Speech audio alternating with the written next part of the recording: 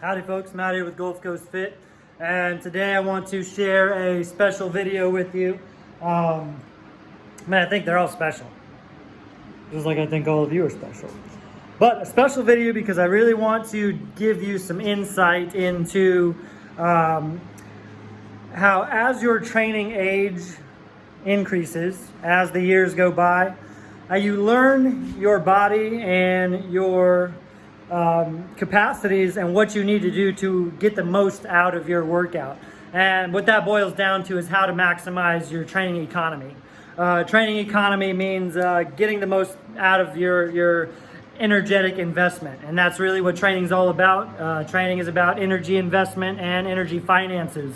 If you're putting forth the effort, time, energy, maybe money, whatever you're investing in your health and fitness and training, then you want the biggest return on your investment. So what I'm doing today is a micro session that is implementable for all of you. This just happens to be how I'm going to implement it for myself. What I'm doing is a strength endurance micro session. And you'll see I've got some notes on the board. Strength endurance, what I'm referring to when I say strength endurance is repeated bouts of high intensity, meaning high force production, that's intensity. How much weight are you moving? And low velocity repetitions. So when you're doing bouts over and over of high intensity, heavy weight, and low velocity, it's low velocity because the weight's so heavy. You're producing a lot of force, but it's not moving very quickly. That's very strength related. It's very neurally demanding.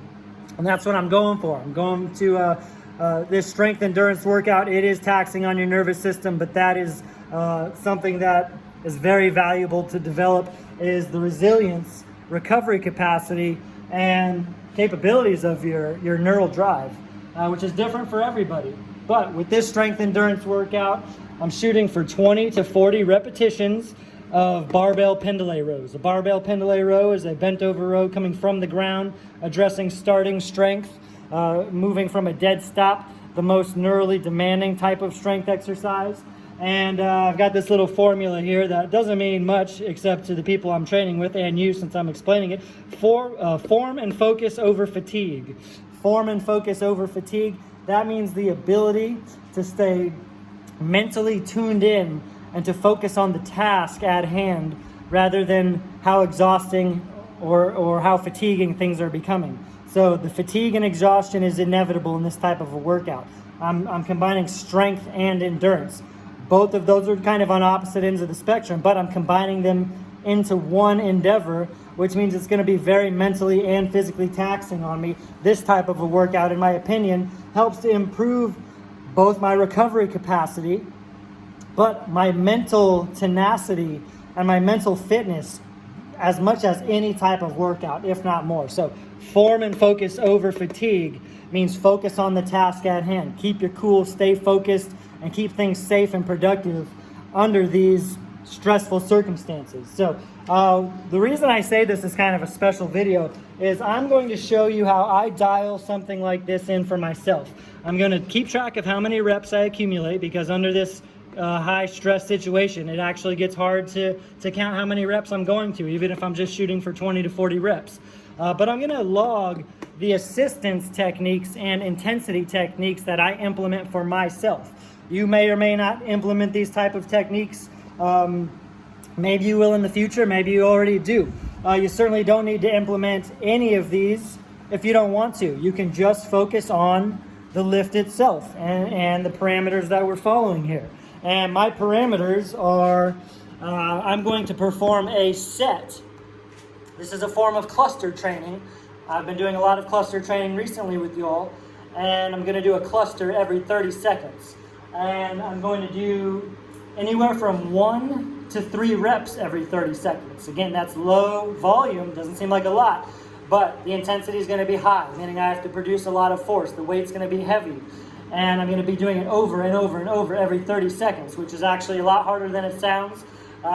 This type of workout doesn't necessarily build strength because I'm not recovering for long enough to go as heavy as I would need to get strength gains. It's not really ultimately helping my endurance because the duration of the overall workout is not very long, but it's right in the middle. It's combining strength and endurance, which in my opinion, makes it twice as hard as both of those endeavors. Smack dab in the middle, killing a lot of birds with one stone, 1 to 3 reps every 30 seconds. And I'll let you know how I'm adding assistance and intensity techniques as we go. An assistance technique means that I'm doing something, I'm changing a variable that helps me do the exercise better. And an intensity technique means I'm doing something, manipulating a variable that makes this workout harder. Both of those increase the effectiveness, the productivity, and the training economy in a workout. Assistance techniques, although I'm making the exercise easier, it's adding to the value and productivity of the workout, which increases my training economy. And I like to say, a wise regression is a very advanced progression. And so you can consider assistance techniques as kind of a regression, a step back to move forward even further. And like I said, you may implement these assistance and intensity techniques. I could certainly give you my input on which ones might be appropriate for you. And this is really how I dial in a workout or an exercise when I'm with an individual client or even a small group. So you get kind of a feel for how the customization and the personalization and the small details, which make or break your progress and safety in the big picture, play a heavy role here. So timer's ready. I'm starting with 115 on the bar. The weight's really irrelevant to you, but I'm just going to fill you in on everything. Since I'm starting, going a little bit lighter for me, I'm going with 3 reps to start. Start with 3 reps while I can. All right, here's my first 30. Take a couple of long, deep diaphragmatic breaths.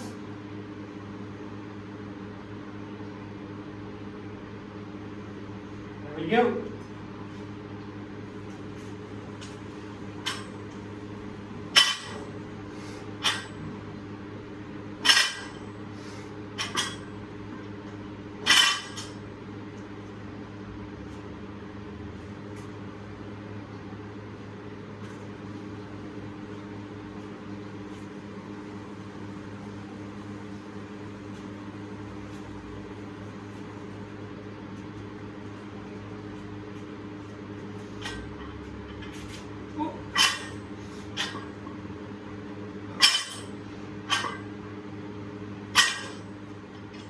Taking me about 8 seconds per set so far.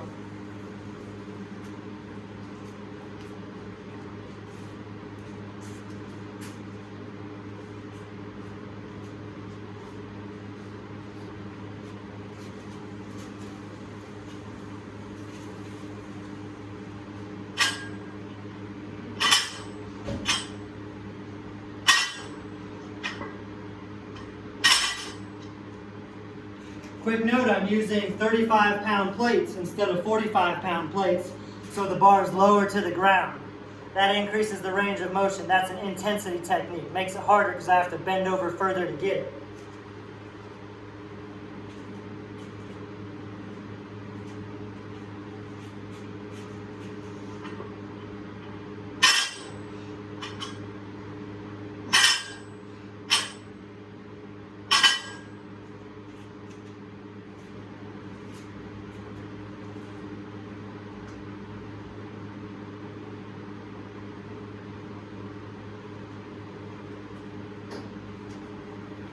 Now I'm going to go to wide grip. Wide grip is an intensity technique, so I have to reach down even further.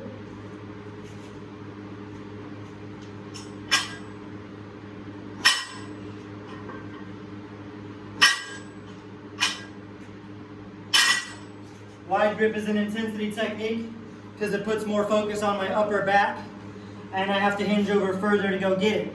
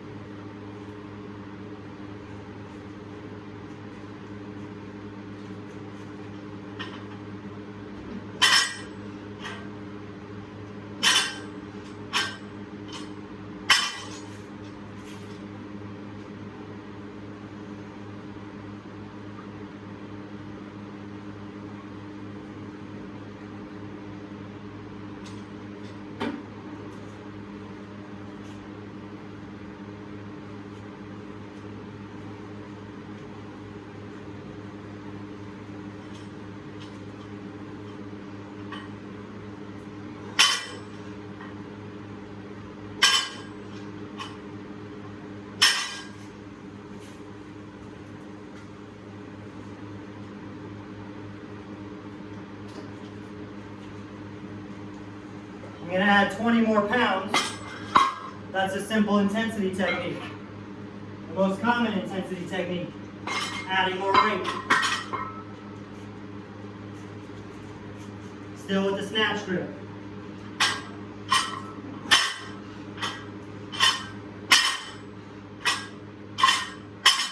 I went a little faster. That's an assistance technique. Less duration.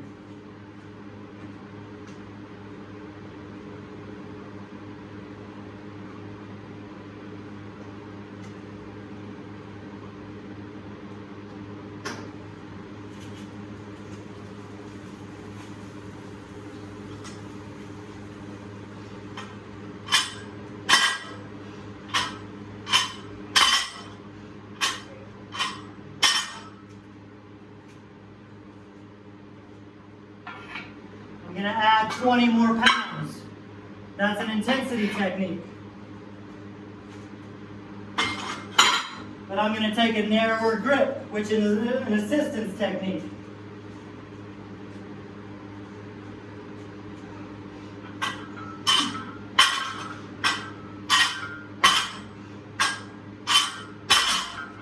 So I did an assistance technique and an intensity technique at the same time. That's fine.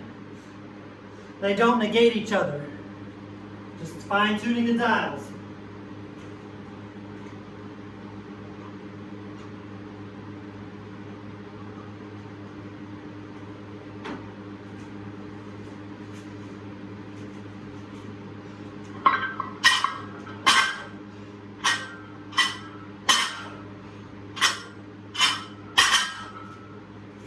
I think I missed a couple sets here on the tally.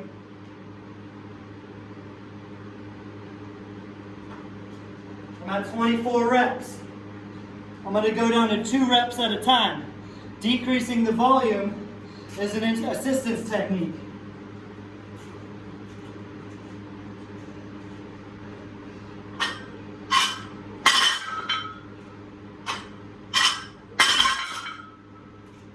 Could I do 3? Sure.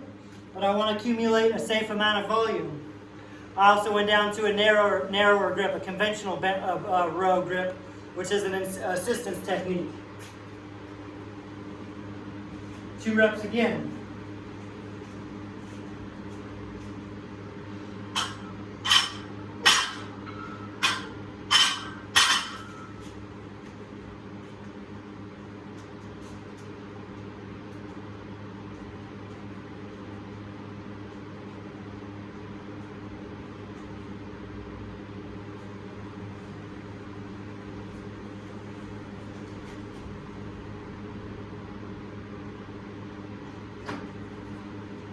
This is harder than it looks.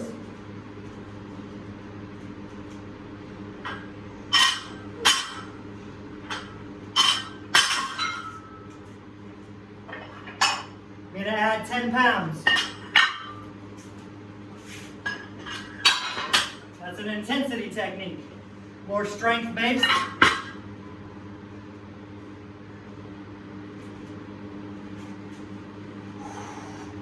Sticking with 2 reps.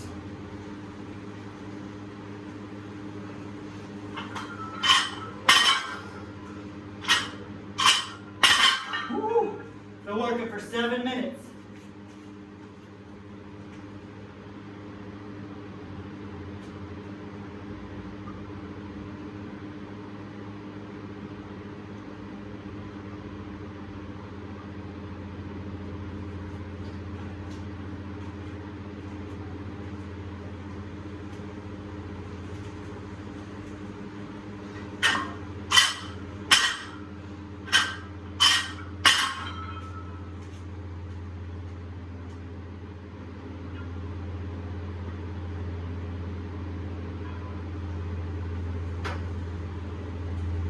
On 32 reps.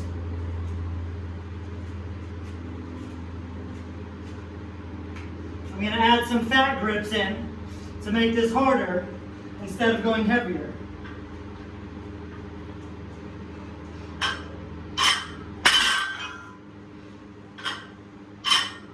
Oh, fat grips made it a lot harder. That was a very challenging intensity technique.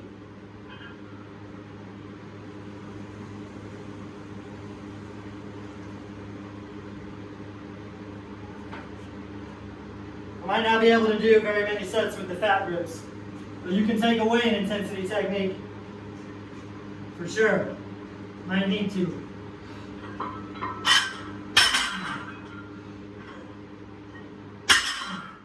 Oh. Might get one more set with the fat grips. I'm adding chalk. Chalk is going to help with the grip. It's slipping and sweaty. This is an assistance technique.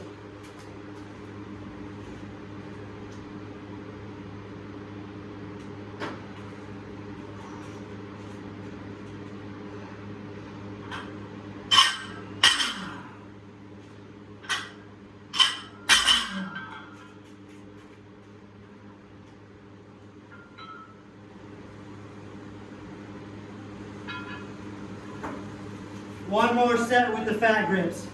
My lower back's starting to give out. That's okay. I want to strengthen my lower back, but gotta be mindful of your limiting factors.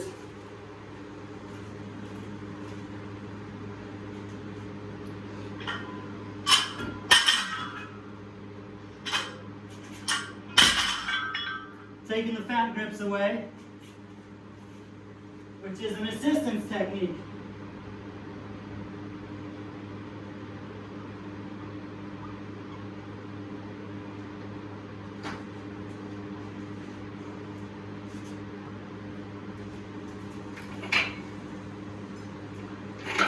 I'm going to go ham here. I'm going to add 20 pounds because I'm only going to do one rep now. Assistance and intensity.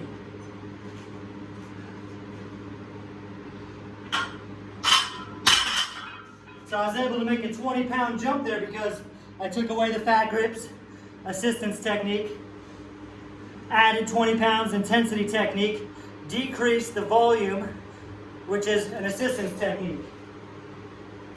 Prolongs my working sets, helps me accumulate more good quality volume. See, I manipulated 3 variables there in one set.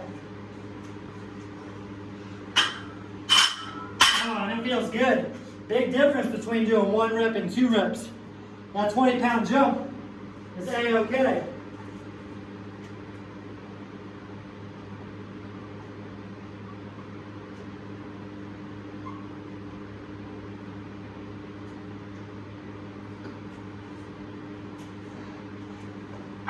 Helps me recover a lot faster only doing 1 rep at a time.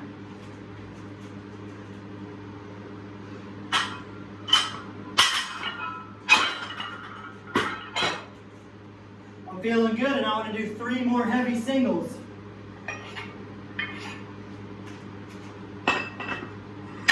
So I'm going to add 10 more pounds.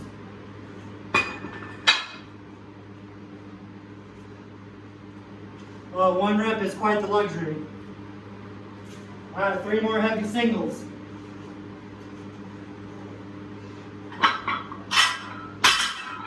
Now, heavy is relative because usually I would do a lot more on Pendlay rows if I was resting the proper duration to do just a strength workout, but this is strength endurance. So a set every 30 seconds is very high in endurance based for a strength endeavor.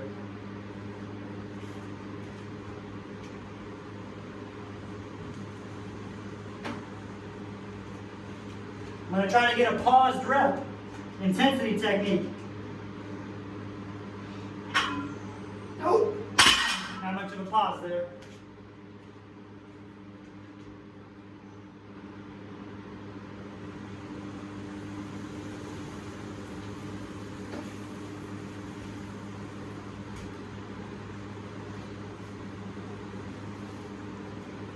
I don't remember if I just did 1 or 2 more singles. I'm feeling like 2 more singles will do it.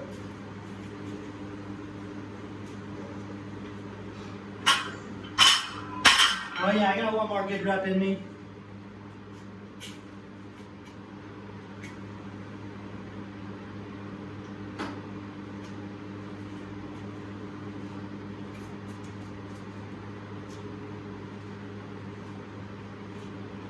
Last rep, best rep. Always last rep, best rep.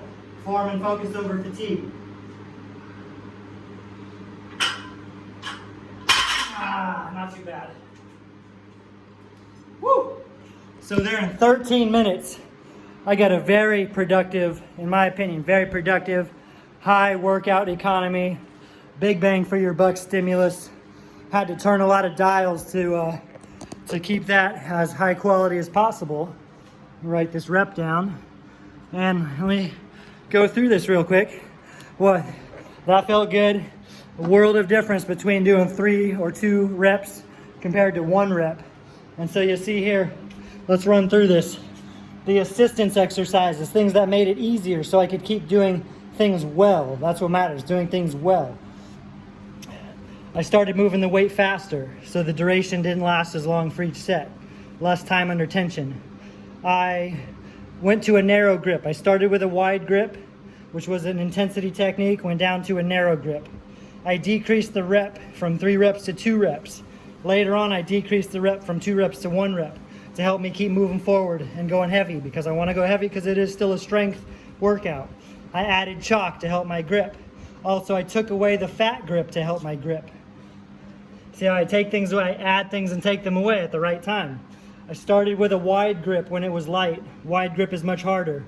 I used 35-pound plates for the circumference. A 35-pound plate is a good 1.5 to 2 inches less diameter than a 45. Increasing the range of motion that much makes a huge difference with the starting strength exercise. Added 20 pounds, that's an intensity technique. Added 20 pounds again, added 10 pounds, big jump, added 20 pounds. All of those adds to the weight are intensity techniques, the most common type of intensity technique. Added the fat grips, that made it harder.